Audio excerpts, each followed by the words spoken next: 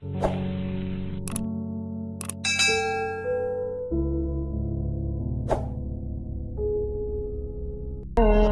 kepada Allah, masuk terutama di dalamnya majlis ilmu.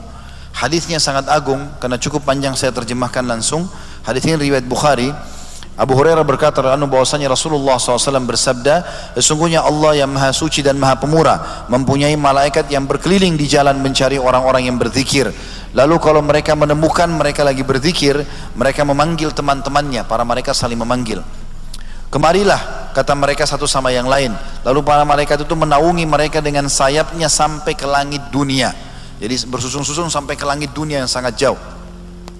Maka Allah bertanya kepada mereka, padahal dia mengetahui apa yang diucapkan hamba-hambaku yang kalian sedang naungin tuh. Dan insya Allah majlis ilmu, kata para ulama, nomor satu di sini. Majlis zikir adalah majlis ilmu yang diutamakan di sini. Karena Nabi SAW sering kali membahasakan majlis beliau yang pada saat membahas wahyu dalam majlis zikir kepada Allah SWT. Semua yang mengingat Allah masuk dalamnya. Maka Allah pun bertanya kepada para malaikat yang sedang mendengar atau menaungi para orang-orang yang dinaungi oleh malaikat. Maka tadi di awal saya bilang ikhlaskan niat teman-teman. Ini janji Rasulullah SAW, tidak mungkin salah. Malaikat sedang menaungi kita dan Allah bertanya kepada para malaikat-malaikatnya, apa yang sedang diucapkan hamba-hambaku? Maka para malaikat menjawab, mereka mensucikan, membesarkan, memuji dan mengagungkanmu. Allah bertanya lagi, apakah mereka pernah melihatku? Maka malaikat mengatakan, tidak demi Allah, mereka tidak pernah melihatmu. Allah berfirman lagi, bagaimana seandainya mereka melihatku?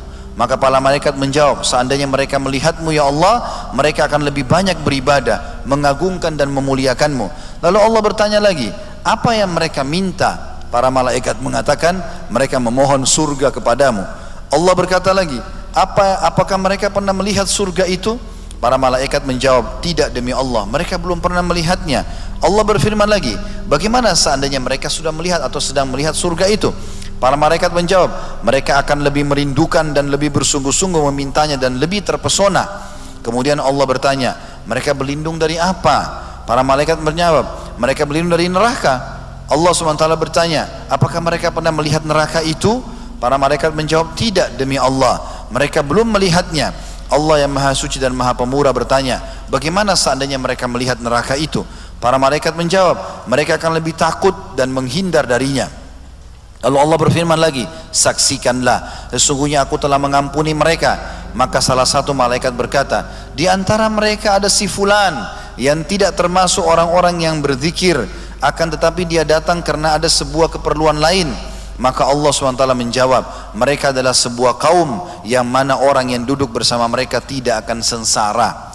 Kata Ibnu Hajar Al-Asqalani rahimahullah dalam Fathul Bari, sesungguhnya yang dimaksud dengan majlis zikir dengan hadis ini adalah mencakup semua macam zikir kepada Allah, baik orang bertasbih, bertakbir, membaca Al-Quran, berdoa, kebaikan dunia dan akhirat, dan yang paling penting mempelajari hadis-hadis Nabi SAW dan belajar ilmu syar'i. Dan ini menandakan teman-teman juga dikuatkan dengan hadis yang lain yang kata Nabi SAW, siapapun yang datang dalam majlis ilmu ikhlas karena Allah, maka pada saat mereka bubar, malaikat akan mengatakan, bubarlah dalam keadaan dosa-dosa kalian diampuni. Jadi memang ini perlu dengan ikhlas hadir di majlis ilmu itu. Juga teman-teman sekalian, ada hadis yang lain mulia mengucapkan zikir la ilaha illallah.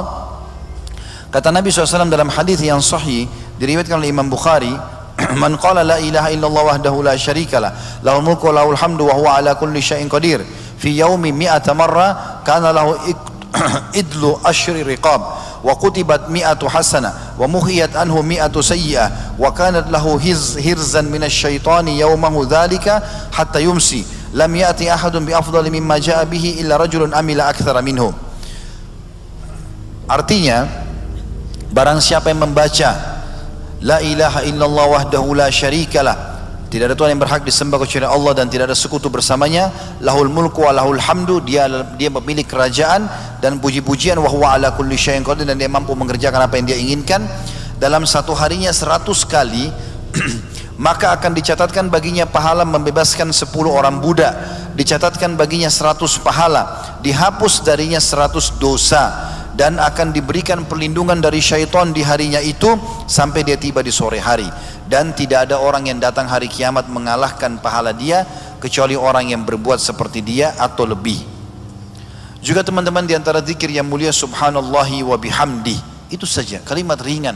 Ini saya pernah jelaskan, 1 menit bisa kita baca 100 kali. Subhanallahi wa bihamdi, subhanallahi wa bihamdi. Ini mulia. Hadis sahih riwayat Bukhari. Abu Hurairah berkata radhiyallahu anhu, "Man qala subhanallahi wa bihamdi mi'ata marrah, huttat anhu khatayahu wa in kanat mithlu zabadil bahr." Siapa yang mengucapkan subhanallahi wa bihamdi, maha suci Allah dan segala puji baginya 100 kali dalam sehari, akan digugurkan, dileburkan semua kesalahannya walaupun sebanyak buih di lautan. Ini 100 kali sekitar 1 menit. Lagi lampu merah, lagi di jalan, lagi tunggu antri lift, lagi belanja di pasar, bisa diucapkan subhanallahi wa bihamdi sampai 100 kali. Dan juga mengucapkan subhanallah, terutama saya bilang tadi di 10 awal Zulhijjah ini teman-teman sangat mulia. Ya, karena zikir ini adalah yang diperintahkan oleh Nabi SAW.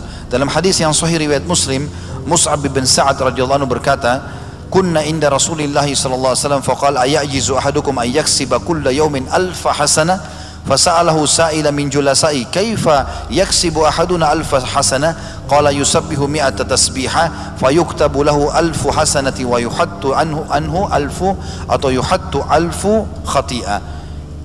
Kami pernah berada di sisi Rasulullah SAW lalu beliau bertanya, apakah seseorang di antara kalian tidak mampu memperoleh 1000 pahala dalam sehari? Maka kata para sahabat, atau apakah kalian tidak mau mendapatkan 1000 pahala dalam sehari? Kata para sahabat, bagaimana bisa kami mendapatkan 1000 pahala ya Rasulullah?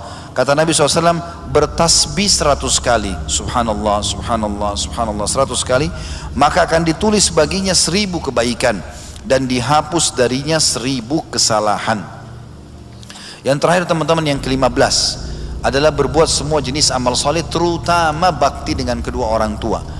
Ini berbuat baik saja, senyum dengan orang tua, menyiapkan makanannya, mengucapkan salam, menanyakan kabarnya, menghilangkan kesusahan, memenuhi kebutuhan, semua berhubungan dengan orang tua ini. Ini bisa membersihkan dosa-dosa. Bahkan sebagian ulama mengatakan di antara hal yang sangat mudah membersihkan sisa dosa besar, bakti dengan orang tua. Dalam sebuah hadis atau riwayat yang sahih dikatakan bahwasanya ada seseorang pernah datang kepada Abdullah bin Umar radhiyallahu anhu lalu berkata, "Saya baru membunuh orang dan saya merasa itu dosa sangat besar karena orang itu tidak bersalah. Saya bertaubat kepada Allah. Kira-kira apa langkah yang paling cepat membuat dosa saya dimaafkan?" Maka pertanyaan Abdullah bin Umar, "Apakah kedua orang tua masih hidup?" Kata dia, "Tidak ada lagi. Tidak ada ayah, tidak ada ibu." Lalu dia mengatakan, "Kalau begitu pergilah dan bertobatlah kepada Allah, kemudian beribadahlah sampai ajal datang." Lalu Atha bin Abi Rabah, salah satu perawi hadis ini mengatakan, "Wahai Ibnu Umar, saya ingin bertanya, kenapa anda tanya ibu dan ayahnya?" Kata Abdullah bin Umar, "Saya tidak pernah menemukan penyampaian Nabi SAW yang paling cepat dalam membersihkan dosa dibandingkan dengan bakti kepada kedua orang tua." Telepon, kalau sudah di Makassar sekarang atau di kota-kota besar, orang tua masih hidup ada di kampung, telepon, tanya kabarnya, minta didoakan. Doa para ulama atau doa-doa para orang tua itu sangat makbul. Bahkan sebagian ulama mengatakan walaupun orang tua itu kurang dalam ibadah, tetap doanya diprioritaskan oleh Allah Subhanahu wa taala, sebagaimana sabda Nabi SAW yang berbunyi, doa orang tua untuk anak tidak akan ditolak. Mumpung mereka masih hidup teman-teman, berdoalah. Sebagian salaf pada saat orang tuanya meninggal satu, dia menangis terisak-isak, ditanya oleh muridnya, "Kenapa?" Dia mengatakan, "Karena setengah pintu surga sudah tertutup, tinggal setengah lagi, saya harus mengejarnya sebelum yang satu ini tertutup lagi buat saya." Allahu alam.